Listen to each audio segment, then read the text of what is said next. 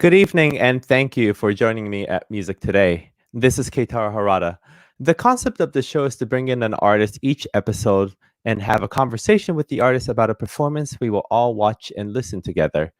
The live component is very important because I highly encourage everyone to comment and ask questions to the artist. The idea of doing the show came about when COVID-19 hit, and I wanted a platform to keep the music going for our fans. Even though we may not be able to experience live performances together right now, I wanted a place where music lovers can easily join and converse with the artist and to see a more personal side of us. Music Today is a bilingual show. The live streams during your evening will be in English, and the shows that broadcast during your morning time will be in Japanese for the fans in Japan. If you want to improve on your Japanese skills, you're more than welcome to watch the Japanese shows too. You can actually use the subtitle button somewhere around here after the show has aired to add the subtitles in English.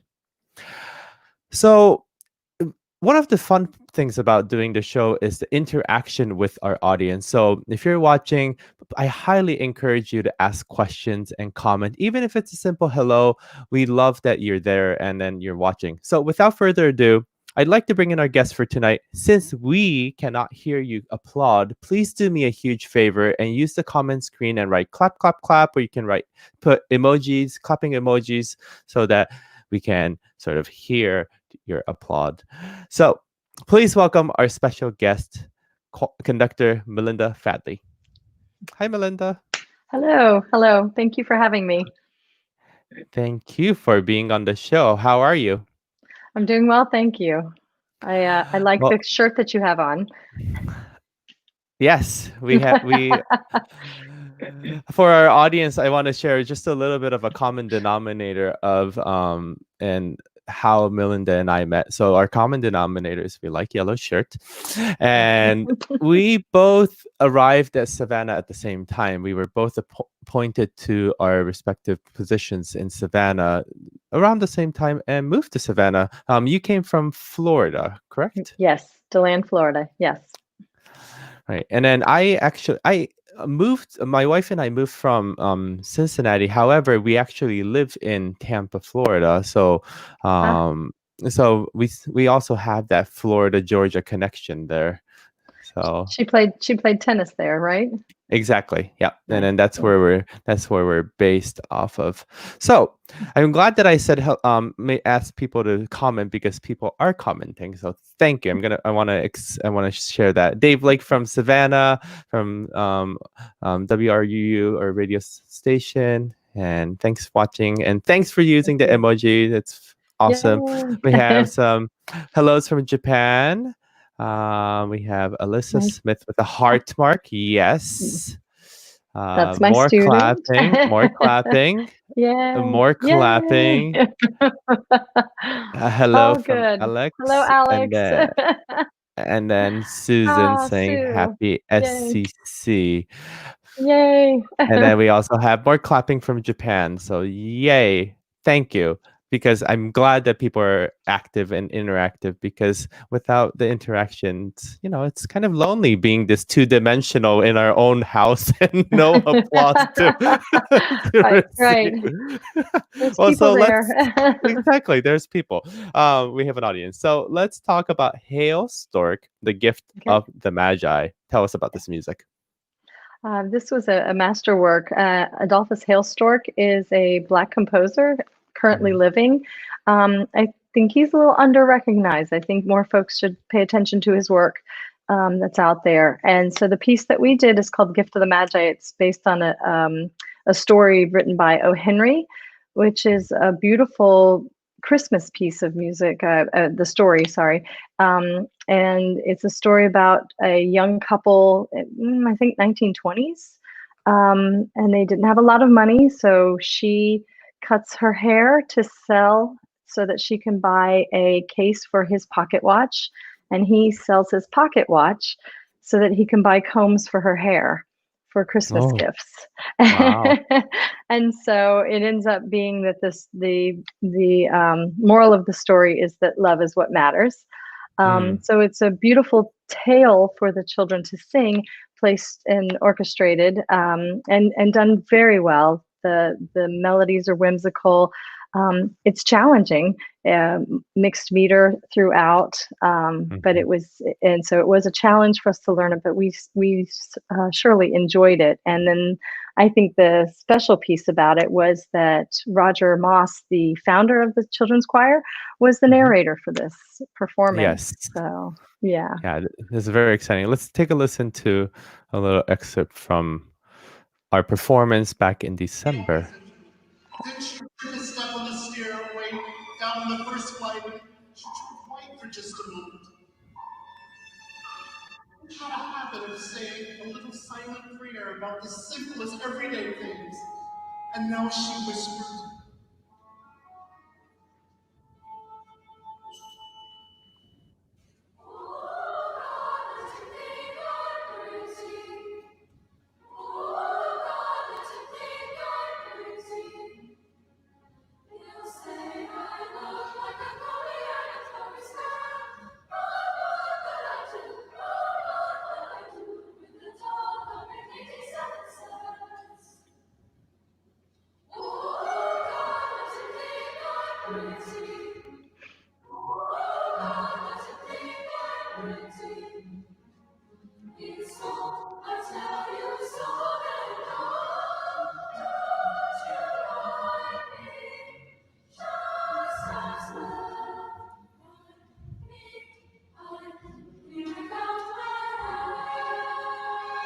That's such beautiful harmony.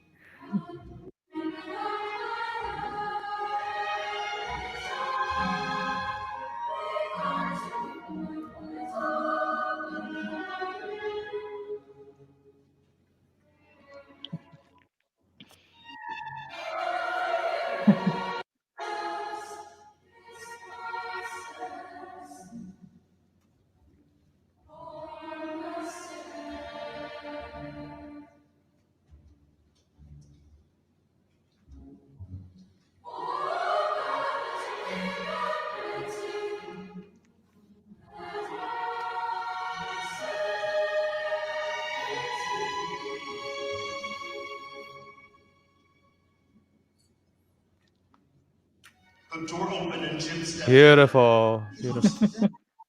Oh, that's so pretty.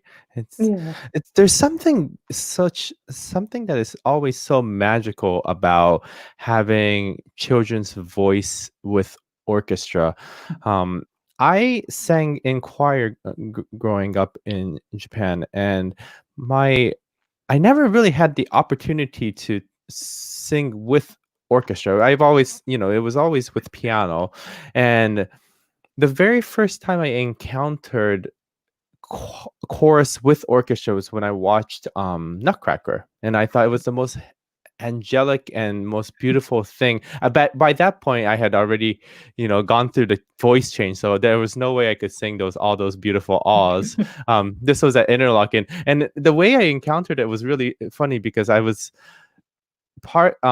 when you're a band orchestra member at Interlochen, we have to take turns doing the snow, and so I was in the catwalk doing the snow, like paper snow, and exactly, and I'm up there, and I'm looking down, and the children's choir is singing the ahs with the orchestra, and it was just I just remember having so much goosebump in that experience, and then once my professional orchestra conductor life started, the one piece that really was put sort of a really memorable impression on me was Mahler's Third Symphony. That children's chorus section is just unbelievably just magical. So ethereal. Yeah. Yeah, it's the clear, clean tones that it cuts through as a violin would. Just a beautiful, piercing almost tone that brings and it's bright and forward. It is angelic, as you'd said, and it just has a pureness to it that grabs your attention, goes right into your heart. It definitely does. Do you have a favorite chorus, children's choir orchestra piece? I actually am learning and getting into that world of doing that. I do enjoy the Mahler third. So, and I know what you're talking about with that. So I probably would defer to that one. Gotcha.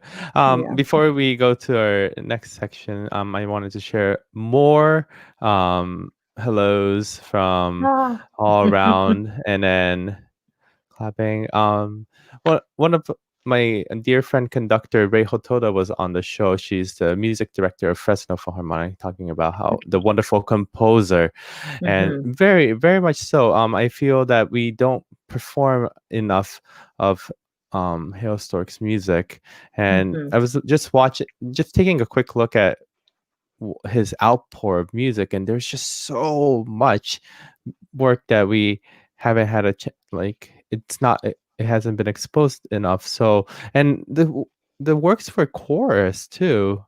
Right.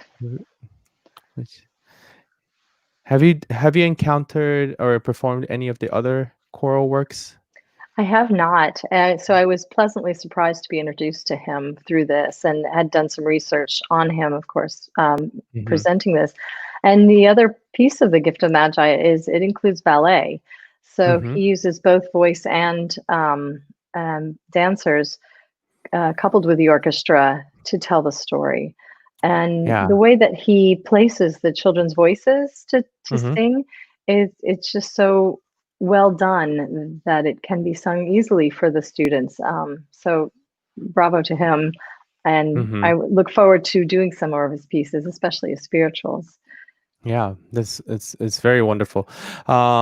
Other, more hellos from and then fantastic composers. Rebecca is saying, thank you for featuring Melinda today. She has devoted many hours of personal time this year to help me develop a choir at Andrea Williams Elementary, where I teach music. Another comment. What is your favorite part of this collaboration with SCC and Savannah Philharmonic? For me, it was the experience of having the students on stage. What you had said, that you didn't get a chance to sing with an orchestra until as an adult, but for the children to be a part of that, to see what it's like to be a professional musician, to be on the stage, and they were well received by the musicians on stage, respected for their professionalism, even at the age of 11, 12, 13. And their preparation that they did, the standing for the time that they rehearsed with the orchestra and being prepared for that orchestra rehearsal, all of those things to bring them into the adult professional musical world, which is our world. And they rose to the occasion. The musical part of it is so inspiring to me, but also the other parts that the children learn through being a part of the children's choir. And so our relationship with Savannah Phil is wildly important and just so valuable to them. Well, thank you for mentioning that. And then as we explore, we're both in our first season. So as we explore more possible ways of collaborating, we definitely want to touch on different repertoire moving forward together. Yes. So it's going to be exciting. Here's a comment. My student cannot afford to participate in SCC, but she has provided scholarships to the students of mine who want to sing. God bless her for giving all children in Savannah the opportunity. Yeah, bravo to you, Melinda. And we'll talk definitely more about the Savannah Children's Choir. It's meaning in our community and what the beautiful thing you have been doing. Dave Lake is asking an interesting question, which is, what are the challenges of working with a children's choir, particular in a performance with a symphony? Oh, some of the for this piece in particular, like I had said, the mixed meter was very difficult to teach, and then to have them go from a rehearsal room and my conducting style to the orchestral conducting style. Guest conductor, following a baton at such a distance, and knowing that even though they weren't hearing the sound, they still needed to react to the downbeat as it happened visually. But again, what an immense experience for these young musicians. And then also percussiveness of a piano versus the not as percussive violin Mhm. entrances, and so them feeling the pulse and Mhm. finding ways to have the tempo or pitches given to them throughout the orchestra, and knowing where to listen and who to listen for and to for their own parts.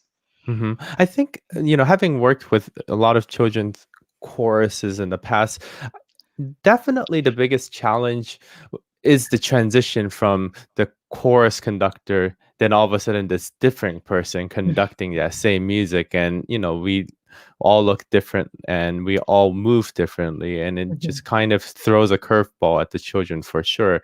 But that's why we have rehearsals. And, the children are also very adaptable very quickly, I always found. Yeah. So even though it's a different person on the podium, it doesn't really make a difference. They will adapt really quickly to the new, found opportunities. So, I agree. I yeah, agree. other comments, saying that we miss you. This is, I think, someone from Florida. Yes, yes. Even, yeah, Good it friend. happens. It happens. It Yeah, yeah. happens. And then we have Alyssa saying that you were a wonderful teacher. She's actually in And Tampa right now, Alyssa. oh, no kidding. Yeah, trombone Fantastic. player and singer. Gotcha. So this is a good transition to talking more about you, which how were you introduced to music, and then what was your turning point in choosing music as a career? The introduction was going to happen regardless. My mother is a choral director, Ah, and her father was a choral director also. okay. So 3 So generations now. yeah, and so that's very fun. And I didn't actually think that I would go into music. Sang in choirs throughout. She was a minister of music at a church while we were growing up. So I sang in every church choir. I sang in the high school choir. But it was a hobby. It wasn't going to be a profession. And then I went to school as a education for education. Mm-hmm. And while I was in school, I realized that I'd rather be in the music building than in the education building, although I loved both. Mm-hmm. So married the two and went to music ed. And honestly, the first thing that really let me know that I was doing the right thing was I went to Stetson University, and I went into the Stetson University Children's Choir rehearsal. And I walked into that rehearsal, and it's the same thing that you said, heard the children's voices and the pure tone, the bright sound, the electric feel of their voices when they're singing. And I was hooked. What voice type were you? Or are Um, you? I'm a soprano that always wanted to be a mezzo, and yeah, so I I love singing the harmonies. I love singing Mm-hmm. the middle piece, the tricky part to find. So Mm-hmm. I should sing soprano, and yes, I do. But in most choirs, I sing alto. I see. Well, I feel like this is a common denominator when with chorus conductors, whether it be male or female, that they much rather sing the harmony than the melody. Like, Yeah, I like the challenge of it for my ear mhm. and just for the musicality of it. Plus, I know as a choral director, I know the value of having good altos Yes, to keep the exactly. balance of the choir. We can't all be soprano. Mm-mm. Tell us a little bit about your program that you came from. How big was your high school program? I had 250 students on average in my choir Whoa. program. Yeah, we had 8 ensembles, all different sizes, Mm-hmm. everything from what I lovingly called my dump, DUMP, my dump class. And I'd have the guidance counselors just throw kids in and Gotcha. and they walk in the door and be like, okay, we're singing, great, sure. And then have them on stage by March in front of judges for a Mm-hmm. festival and getting top ratings and enjoying Mm-hmm. themselves and feeling validated and understanding the pleasures you can receive by singing. Everybody's got a voice, everybody's Mm-hmm. capable of singing. Mm-hmm. And so what I call give them the bug. I would give them the Mm-hmm. bug and they would keep on singing. So I Were had you? that all the way to Mhm. my ensembles, my audition groups. Gotcha. Were you primarily working with just high school voices, or were you also working with voices from elementary and above? I started in elementary. So I spent 13 years teaching elementary. And while I was in the elementary age, I also worked for the Stetson University Children's Choir. I Um, see. And that group is what, is it K through 12, that children's choir, or was it more younger? It was 8 to 18. And Okay. then the group that I worked with was the apprentice choir. So it was 9 to 13, about that age. And I would train them up to go to the big choir. Mhm. So you get the voice change group then. Yes. Oh, yes. Yes. It's so emotional for the children when they go through the voice change. I went through it too. I was like the squeaky high, soprano when I was in elementary. I think I'm still a little bit squeaky, but and then all of a sudden, I think it was sophomore year. I woke up and I was a baritone. Like I skipped the tenor phase. I was never tenor 1 or tenor 2. I just went straight to baritone 2. And I missed out. Yeah. Well, it's interesting how like the voice change happens at such a random time for everyone, especially for the men. And so our language with that was, it's only a thing if you make it a thing. And so I would have the conversation. I'd actually have it with the girls, the female voices, about the voice changes that was taking place for the male singers, so that they would be more forgiving and understanding, always wanting to encourage male voices to continue to sing even through the change, which is the healthiest way to manage that. And so, and then in all of my choirs, we talk about being a safe space to sing, a place to make mistakes and grow and learn, and voice changing and yodeling as being part of a natural process. And if you call it natural, and if you call it normal, and if you don't fall apart when it happens, then it's an easier process for those young men to go through. So hopefully I'm providing that for them. One of the common denominators that we have is that I worked with youth orchestra for majority of my career, and I even created one in Macon when I lived there. And just working with those young musicians, there's something special about it, because you know that everyone is not going into music. You know that there are a few that will pursue it, and there are a few, especially in the orchestra field. I have just a bunch of children who have tiger moms, so they they're there because they want to get into the Harvard or the the Ivy League schools, but they need that orchestra. But they also these are kids who really work very hard in competitions, and they try their best to be at top. And but they're coming into these ensembles because it's different from what they do at school, and it's different from their usual routine of academia. It's their freedom of expression. And so I'm asking you, I'm sharing you this because one of the questions that came about is, having taught several ages in several regions, what is a common problem you find across a variety of young musicians? Good question, Alyssa. Common problem would be, I guess, self-esteem, but I don't know if I could, use that easy a label. That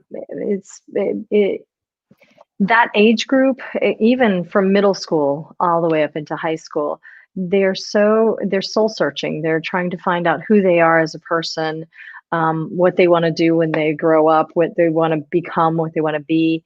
And music does give them that outlet to express themselves. And especially if you, as the director of that ensemble, create that environment for them to feel comfortable expressing themselves or experimenting with who they are, and don't put the pressure on them that this is where you're going to be pigeonholed. You can only do choir, but that you can do choir and love it and enjoy it, and also have other hobbies, also have other outlets. And so the common problem I would find, I think, is security and knowledge of self, and allowing that to happen. which has nothing to do with music and yet everything to do with music. I was just about to say that because I feel that especially in high school, as they say, high school drama, they have the tendency to compare themselves with others, and whether it be someone their age or older or younger. And then I always remind my musicians, my younger musicians, saying that it's only a competition with yourself, and once you start going into the the dark side of comparing yourself with others, then there's just no way to get out of it. And what's the beauty of making music is to be connected with the spirit of the composer and not a competition with your colleagues. So yeah. Yes. Yeah, that's the other part I enjoy about choir is that we are as good as the whole of our parts, the sum of our parts. So if there's 10 really good altos, then we have a really good alto section. It's not one alto above another or better than. Right. You want all of them to be their own independent selves. So Melinda, of all, I recall you mentioning that you, right before Savannah, you had a great trip to Asia. Tell us about what you did in. Right before I moved to Savannah, I did my departure from DeLand and DeLand High School. I was in DeLand for 27 years. And so having gone to school there and then going right into teaching. And I guess I went out in a grand way. I moved to China and taught there for a 3-month choral workshop at the University of Beijing with Professor Wu, Lingfen Wu. And so over there, I did 2 different roles. I worked at Kaiwan Academy, and it's a bilingual school. And for there, I taught middle school through high school age music. And then the other section of what I was teaching was at Beijing University. I was working with everything from college age to graduate adults that were already teaching in the choral world. And they had come to Beijing to reside for 3 months to go through this workshop. And it included theory and conducting. And for me, I taught them choral methods and elementary music methods. American choral methods is what they were asking for. That's wonderful. Because Chinese is a language that is a very musical language. Of the way Chinese language works is the phonetics of it is very far from what we do in English speaking. A single vowel can go into various degrees of intonation that each one has its own meaning. And so what was your experience teaching these students? Because they come from a completely different use of tongue and oral throat muscle movement than where you're coming from. I found they had better relative pitch than other students that I had worked with. So it was easier to, I don't always give the pitch, I maintain the pitch. Do you hear it? Is it in the air? And then they start on that note without having received it from a pitch, a source, a piano. And they were able to better maintain relative pitch. And they sang in tune a little better. And I attribute that to the musicality of their speech. And I didn't have, matter of fact, I'm thinking now, I don't think I encountered any students that were unable to match pitch at that school. And I don't think that they were any different clientele as far as intellectually or otherwise talented. A lot of the Asian schools, when it comes to music, there's so much emphasis on solfege. I wouldn't say that everyone has perfect pitch. That's not a fact, but a lot of people have perfect pitch, and a lot of people have very, very strong relative pitch. So intonation definitely is quite easier, I would say, with Asian choruses. Yeah. Okay. Yeah, I would agree with that. And the only difference I found was the the use of the cavity of their mouth, because they have a little bit lower, they don't raise their palate or have a full of Right. vocal production. Sometimes the pitch would suffer or be more Yeah. forward or driven, which would cause it to go under slightly. But It's not a little nuances. it's not a hollow projection. It's very, very narrow when it comes to just the way we speak. And like when I speak in Japanese, I have a completely different intonation and pitch voice, and I'm not doing it on purpose. It's just that I can't speak in the tone that I speak English when I speak Japanese. It just doesn't work. And when I try to, then I start stumbling. So of all the wonderful performances that you have had in your career, what would you say would be the most memorable performance? The most memorable was happenstance. I had a young lady in my choir whose grandmother was the president of Liberia. That's cool. Yeah, the first female head of state in Africa's history, and the Nobel Peace Prize winner, and responsible for bringing that country in Africa into peaceful times, coming out of very tumultuous times. So she came to visit, Madame Sirleaf came to visit DeLand to watch her grandson graduate. And we were honored with being able to perform for her on her visit. And the picture that you're looking at is Christina Coulter, who was a student of mine.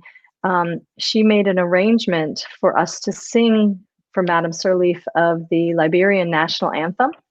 And it was a women's group that Madame Sirleaf's granddaughter was a part of. And so that is Christina presenting her arrangement of the national anthem to President Sirleaf, which was, all of us were taken aback. We had to go through Secret Service agents, and we had to, and she had to not touch Madame Sirleaf when she came up for the photo.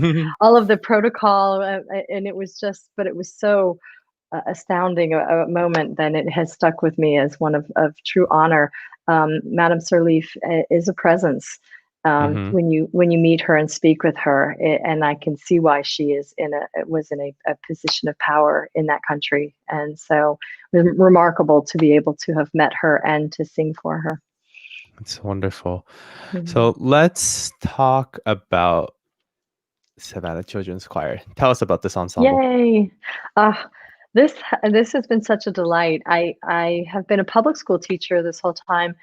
I did work with the Stetson Children's Choir, so to come back into the realm of children's choirs and children's choirs voices has been such a gift and such a delight. And the Savannah community has been warm and welcoming. I know you've probably experienced the same, generous and kind and bringing us in. The children have been so much fun to work with. They are really excited to sing. They want to sing. They want to be a part of something that is good. They rose to the occasion to sing with the Savannah Phil. They want to be in that realm of professional, and you can call it that, professional children's choir. And so it's been a tumultuous year, Yes, especially the last few months.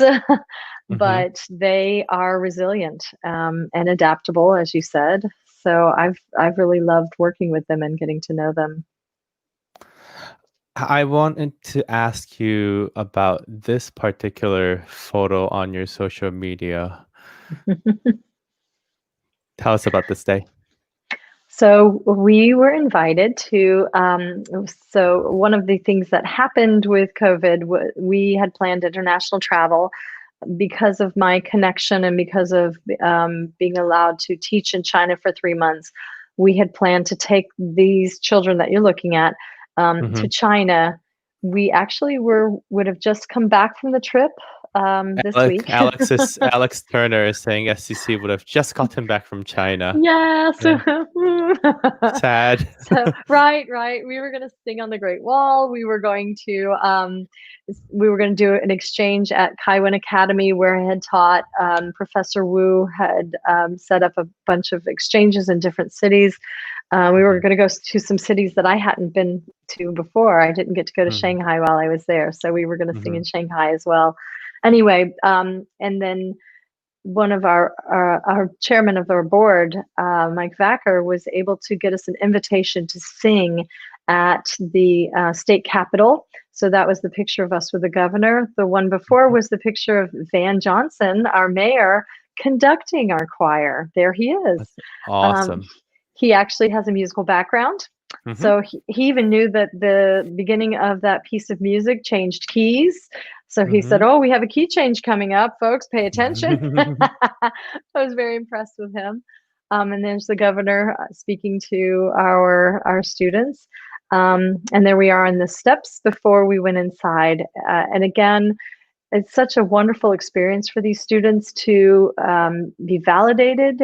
These were the students that got to go on the House floor with me to receive the proclamation, and we were going to be named junior ambassadors. Well, we were named junior ambassadors to China. We do hope to go on that trip someday. We'll see what happens to the health of our world. We'll keep it in our back pocket. Exactly, and then things will start to get better. It's just a matter of time. For example, I'm speaking to you today from Tokyo, where I kind of got stuck because I came back here for about, my wife and I were back here for 7 days. So I had a show. And then on the day that we were about to fly, that's when President Trump had done the flight reduction. And remember that one of those weekends when everyone was at the airport? That was the day I was supposed to fly. Oh. And I was like, I really feel very uncomfortable. And since then, I haven't been able to go back home, like back to Georgia. Oh no, I wondered. I thought because of the times that you were probably abroad. So now I know. Yeah, exactly. So, but the thing is, so tomorrow, in Japan, the emergency has been lifted. Life is somewhat back to normal in various stages. But tomorrow, I have my first orchestra rehearsal since March, and then the following week, next week, we have a concert here in Tokyo without audience. But starting June 1st, we are doing concerts with audience. And the audience capacity is going to be 50%. So every concert, we had to change our programming so it fits within the hour.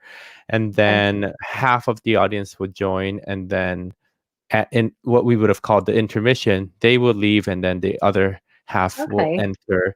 And then it's a little bit of a killer for the orchestra who have to play a tough program twice, but the audience who have already purchased tickets prior could all enjoy. And then there's different measures that are being taken place. But this is me talking from Japan, which is a very germaphobe country, and we've worn masks since the 1940s. I think that's been So we're comfortable wearing masks. You always see people wearing masks. So I hope that US and Europe will start to adapt to that, so we can do concerts, because we need an audience.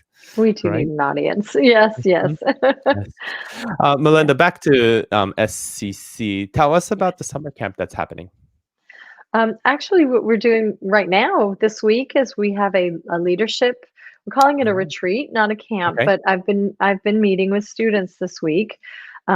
We've been gifted the ballroom at the Perry Lane Hotel downtown, which is just gorgeous. So we have this beautiful open air, big windows. We have outdoor patio, and we have the limited number. So we are working with 18 students, and we're singing. very, very distanced and away from one another, but it's working. And so the new normal is so far so good, and it seems like a healthy way to get back to some semblance of music making. I'm glad to hear what you I'm glad. Thank you, Roger. I'm glad to hear what you're saying about audiences, because of course that's the next step. We can sing for ourselves all we want, but we would much rather sing and make music and be joyful and have an audience to appreciate those things. And so our summer camp is going to happen in July. We are going to do 2 1-week camps, and kids can do 1 week or they can do both weeks. And we're doing a hybrid for the camps of half in person and half virtual. And that way we're not together for too many long hours. We're not going to eat lunch together. It keeps things a little safer for the singers. And yet it still allows them some interaction, which I've seen from this week's camp that is so important. It's critical. These kids need to see each other. They need to interact, and I use that word hesitantly because it's not a physical interaction anymore. It's a verbal, vocal, visual interaction, but it still is so valuable to them. We've had a lot of fun this week. So our camp that we're doing in July is taking place at Georgia Southern's campus. The chorus room is huge, and so it's another big, wide open space. We will be keeping the numbers limited again, so that the kids can be safely spaced, so that they can sing and rehearse and enjoy each other without being too close together. The interaction is key. I'm back to a little bit about Japan, but it was interesting. So this week and last week, we've been doing all these tests with, social distancing on stage and how much space do we need between chorus or singers and orchestra musicians. And the government was telling us that, to the orchestra conductors and administration, that they're not really concerned about what's the social distancing on stage. They said that it's going to be fine. There's enough space on stage, but they're mostly concerned about all the chit chat that happens backstage, because you get to see each other. You haven't seen each other for 3 months, and then we get to it's going to be exciting. There's going to be hugs, and there's going to be tears, and there's going to be like, oh, what you been doing? And then the government said, no socializing, get them out of there. Which is very difficult. It's very difficult. Yeah, the first day was constant reminders for this camp. The second day I had them bring pool noodles. Do you know what those are? Yes, I do. So they're 4 feet long. Yeah. And so Alex Turner, who's been commenting on the show, brought a bunch of pool noodles. And so now we keep a noodle distance, and you hold the noodle in front of you, and then kids can't come any closer. That's awesome. So far, so good. Whatever works, right? You have to do what you can. I also want to bring our viewers' attention to your Facebook account, which you have some wonderful videos. Would you share us a few? So when we did get shut down with everyone else and quarantined, we started a program called SEC Connect. Russell Fries, which is one of our sponsors, Annel Fries Endowment allowed us to continue with this program, which was a Zoom meeting once a week. And through that, we made a few video productions. Okay. So the young lady in the white dress was a You Are My Sunshine video production that we put together. Your teachers, I have plenty of work. COVID-19 needs a cure. Staying inside is such a bore. Andrew Cuomo for president. Our economy is taking a hit. If I stay inside for one more minute, think I'll throw a fit. I beg you, please get me out of quarantine. Get me out of quarantine. I beg you, please get me out of quarantine. Get me out of quarantine.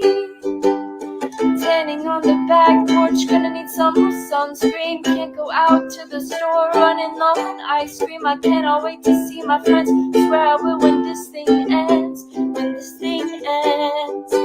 I beg you, please get me out of quarantine. Get me out of quarantine. I beg you, please get me out of quarantine. Get me out of quarantine. That is very fun. So that is one of Wonderful. our leaders. That's Mackenzie Mhm. Boylston. She's Mhm. about to be a senior, and Mhm. she's been such a delight to work with. But she made that up all by herself, put it onto the page so that she could kind of inspire some of the younger students, as she does, just by her Mhm. presence. But yeah, she very, very clever And and very talented. tell us about the "You Are My Sunshine" video. So this was all of the students. You've got everything from second graders to, it starts with Mackenzie and her sister doing a little bit of Mhm. beatboxing in the back. Mhm. We did a montage of them all singing "You Are My Sunshine." You are my sunshine, my only sunshine. You make me happy. That was Noah Keenan. I see. There's Alex, I love you. Ben and his sister. Take my Yay. sunlight Aw, cute. away. You are my sunshine, my only sunshine. You make me happy when skies are gray.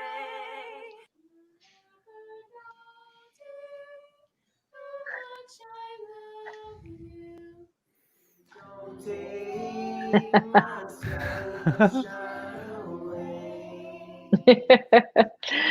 And the last person you see there is Emily Salzer, and she is the COO of Savannah Children's Choir. So she's the other piece of our magic that makes us run so smoothly.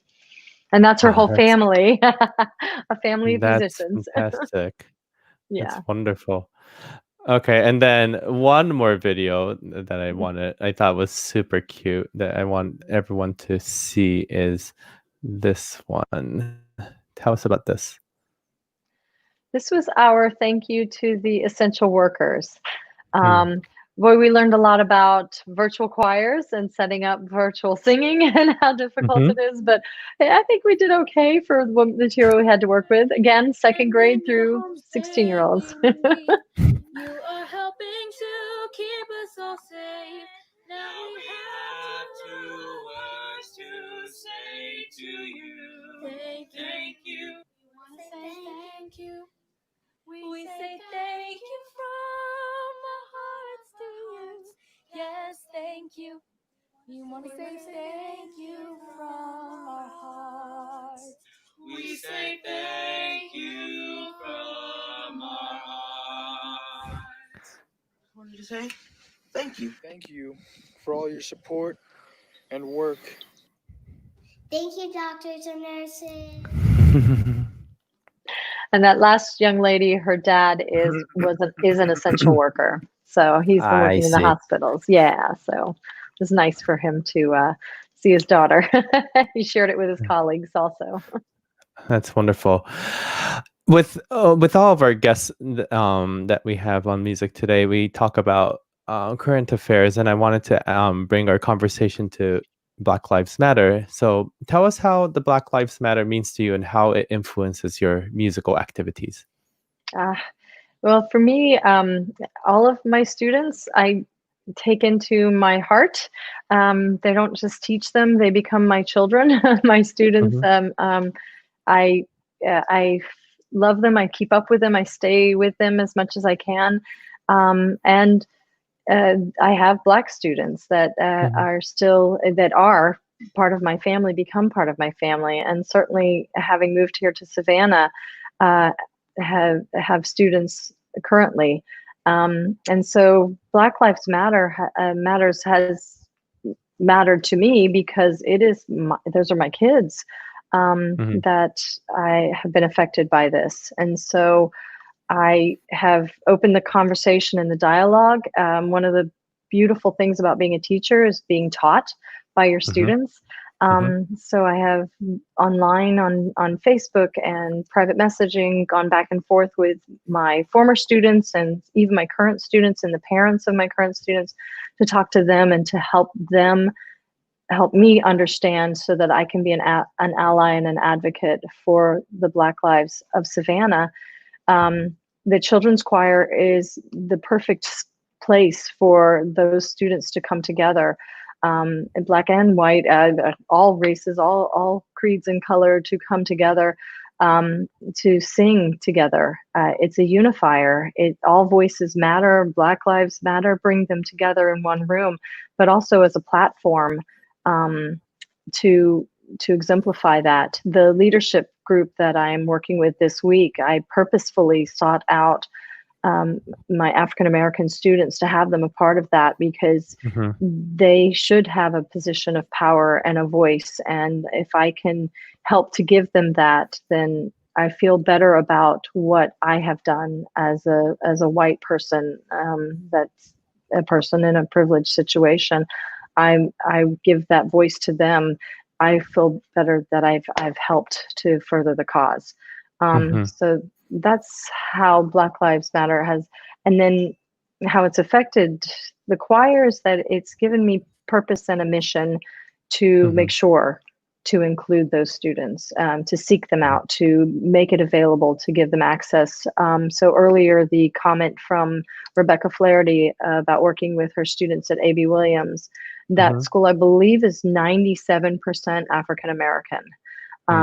And so I was going into that school before COVID, once a week to work with her to help a choir become established on her campus. All kids can sing. And so, some of those kids won't be able to come to Savannah Children's Choir rehearsals. So I'll bring it to them until we can figure out a way to get them to us so we can be on the stage all together, because if I'm just going to the school, it keeps them separate. I want them together on the stage at the same time as a part of Savannah Children's Choir. So it's a unifier. And so those are the goals that I have in mind. And I know that they'll come to fruition. This community has shown me that they find these things to be important. So I'm in the right place, and hopefully that will be a help in these terrible times. No, thank you for sharing what you are doing with your choir and musically to for Black Lives Matter, because we have this newfound responsibility, and it really takes leadership and courage to act upon and actively engage in conversation instead of it being one way. And then what you're doing is not one way at all. You're making sure that there is a dialogue, there is opportunity, you're opening the doors, and if opportunities are there, you're making yourself available to that. So it's so wonderful, and thank you so much. And it makes us think a lot more about humility and courage and responsibility. Yes, responsibility, I feel, is like the best word for it. I have a responsibility to my students. So yes. Most definitely. I'm the other social matter is COVID-19, and so little sigh, maybe heavier than little, but performing music has become such a routine activity for us for so many years, and then all of a sudden, because of this world crisis, performing for an audience has become extremely difficult. How has your attitude towards music and performing for an audience changed? It has exemplified how important it is to have live music, perform live music, experience live music. The live streams have been remarkably cool. I've got to admit that. And yet it's still missing that component, that real in the moment situation that can only occur in live time. And in this age where we are leaning toward technology and producing and bringing things onto the stage with technological help, orchestras, choirs are still centuries later producing live music in real time, and there's no replacement for that. You can program whatever you want in a computer and it can sound perfect and magical. Can you do it perfectly and magically on stage and do it time and again after consistent rehearsals and perform? And so that's that kind of magic that is missing from not being able to perform. So for me, COVID has made that more obvious than ever. It's also though, been an exemplifier to the regular normal person that maybe didn't feel that passionately about it before. I think it's brought them over to to our side. Oh, and yes. now they understand more than ever what the value of what Savannah Philharmonic's Savannah Children's Choir provide, not only to the audience but to the performers in my realm for these children, that hopefully will take these musical experiences with them for the rest of their lives if they're not performing as an audience member. So Yes. it's Oh, yeah, it's been an example of what I think is important, by removing all of those things from our ability to access them. Now we realize why they are important to us. for performing for an audience has been such a no-brainer for us performers, right? We've always been, there was always an audience. If there was a performance, there was an audience. And I think we've taken that for granted. We never really thought that it would just all of a sudden be taken away. Very And true. it's very interesting and it's shocking. And one of the things about this whole situation about COVID-19 is that there's just so much negative news. Everything is so sad. You turn on the TV if you want to feel bad about as an artist. Just turn on the TV and see how awful it is. However, I think it's the responsibility of us artists to try to deploy a positive out of the situation. What can we possibly do to keep the music going? What can we do to bring art and an experience for our audience, whether it be digitally like this or whether it be, the videos that you're creating. And it enables us to be far more creative than we ever would have imagined. Yes. And flexible, very flexible, and to view things differently. If before I wanted a choir of 50 kids, now I'm going to work toward a smaller ensemble, more detailed, more personal, with performances and with, for now. And then maybe we'll have our 100-voice choir someday. Right. But even with the smaller ensemble, maybe with some of your advanced students, it becomes a wonderful challenge because now, instead of blending in with other people who sing your part, you have to take charge and you have to be your own voice. And the responsibility is far greater than before. You're much more exposed. And so I think at the end of the day, the singers adapt a better ear. They adapt a better spirit of ensemble skills. They adapt a better of understanding and taking responsibility of each of the music and the composer more at heart than just coming to choir and singing with everyone. That will happen soon. But until then. Until then, right. Until then, we improve our musicianship skills so that when we do come together, it will be an amazing reunion. Yes. Yes, most definitely. Showing several comments before we end the show, saying that all lives matter. Yes, definitely. Yes, thank you.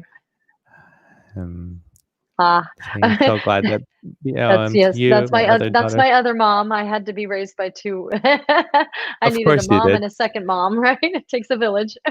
Yes. Saying hello, friends from Sarah Westcott. Sarah. And then just applause from what you had mentioned about both Black Lives Matter and COVID-19. Yes.